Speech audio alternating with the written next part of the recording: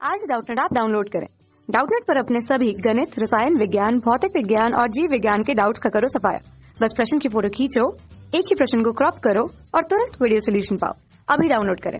प्रश्न दिया है, विटिस्टन सेतु में पहले धारामापी कुंजी को तथा बाद में सेल कुंजी को दबाना चाहिए और बताना है कि यह कथन सत्य है कि असत्य है। तो आइए हम लोग इस प्रश्न के यहाँ पे उत्तर की बात करते हैं। तो अगर हम लोग इस प्रश्न के उत्तर की बात करें तो हम सबसे पहले बता दें कि ये जो दिया गया कथन है वो कैसा है, असत्य कथन है। अब हमने बोल दिया कि ये दिया गया कथन असत्य है, तो हमें इसको सिद्ध भी करना पड़ेगा कि यह कथन असत्य है बोल के, ठीक है। तो हम लोग यह कथन असत्य इसको इस तरह से समझते हैं। देखिए, हमारे पास एक विटिस्टन सेतु का यहाँ पे चित्र है।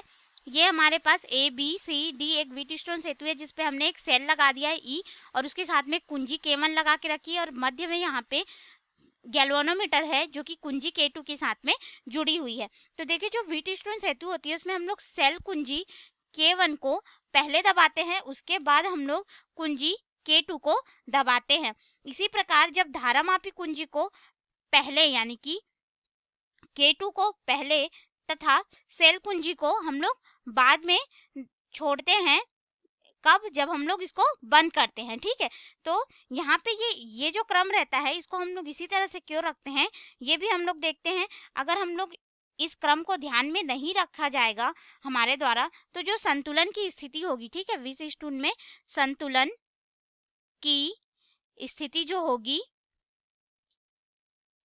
प्राप्त होने पर जो प्रेरित धारा आती है, ठीक है, इस पर जो प्रेरित धारा का मान आता है जिसको हम लोग यहाँ पे IG से प्रदर्शित करते हैं, ठीक है।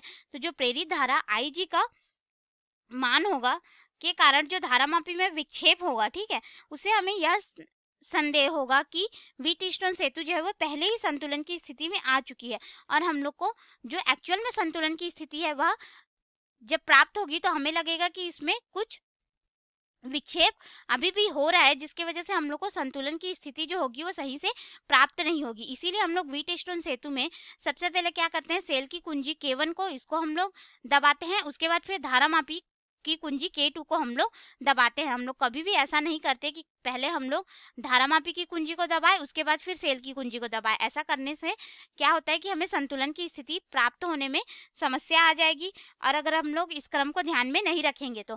और जब हम लोग इसको बंद करते हैं उस समय सबसे पहले हम लोग धारामापी की कुंजी को दबाते हैं, उसके बाद फिर हम लोग सेल की कुंजी को बंद करते हैं जिससे कि धारामापी में किसी भी तरह का विक्षेप ना रहे और हमें ब्रिज के संतुलित होने में या फिर उसके सही से काम करने में कोई संदेह ना हो। तो ये रहा हमारे प्रश्न का उत्तर। इसीलिए हमने कहा कि ये जो दिया गया कथन है बिल्कुल असत्य कथन है। धन्यवाद। कक्षा 6 से 12वीं से लेकर नीट, IIT, JEE वो एडवांस के लेवल तक 1 करोड़ से ज्यादा छात्रों का भरोसा। आज ही डाउनलोड करें डाउटनेट ऐप या व्हाट्सएप करें अपने सारे डाउट्स 8400 400 400 पर।